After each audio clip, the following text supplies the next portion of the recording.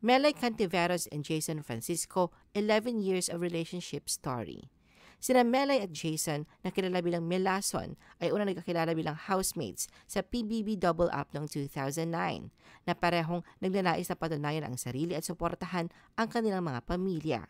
Hindi nila inaasahan na makikita nila ang isang panghabang buhay na katuwang sa isa't isa, ngunit ang kanilang natural na chemistry ang nagpasikat sa kanila bilang isa sa mga pinakatanyag na love team sa bansa na nagbigay daan sa maraming proyekto na magkasama sila. Tulad ng maraming magkapareha, nakaranas sila ng malalaking hamon na sumubok sa kanilang samahan at naghiwalay ng ilang beses. Sa isang panayam, inamin ni Jason na hindi siya talagang handang magpakasal kay Melay noong ikinasal sila noong December 2013. Ngayon pa man, naniniwala sila na ang kanilang pagmamahalan ay mas malakas kaysa sa anumang balakid. Mula sa kanilang kasal, ang kanilang buhay may asawa ay naging isang roller coaster, punong-puno ng mga pagsasaayos. Patuloy silang nakatuon sa mga pangakong binatawan nila 11 years na nakalipas, lalo na ngayon na sila ay mga magulang na ng dalawang cute na mga anak na babae, sina Amelia Lucille at Stella Rosalind, na tinitingala sila.